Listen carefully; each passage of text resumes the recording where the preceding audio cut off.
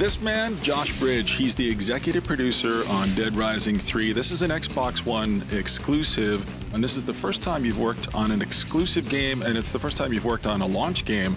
Tell me about some of the challenges in working with new hardware like this. It's scary and exciting, all mixed at one. Essentially, we made a decision to head towards next-gen PC, and then we started talking with Microsoft, and we were like, wow, what a huge opportunity this would be, and we love the concept, especially with Dead Rising 1 having been a launch window exclusive for the Xbox 360. So when we started heading towards targeting next-gen PC, we just pushed the limits. Big open world, we want to stream this all the time, we want to fill it in with tons of zombies, right? More weapons than ever before. And then as we start working on launch hardware, you realize you're actually in a potato sack race, right? Because we started learning things about their hardware, and they started learning things about our software, and we're further ahead on some things, they're further ahead on other things, and we start unblocking each other, right?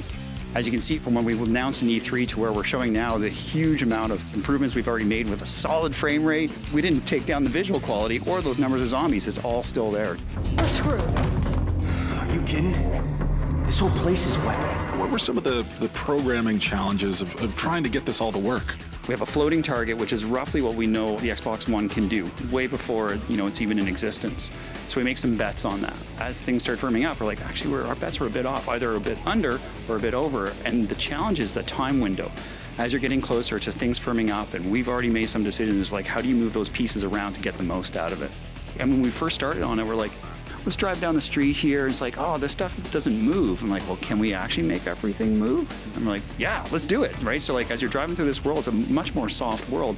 All those dead cars and everything, they all smack and fly out of the way and busting through fences. It's stuff that we thought was next gen, and we just took a gamble on it and just kept going and going and just held true to where we want to go, and we've done it.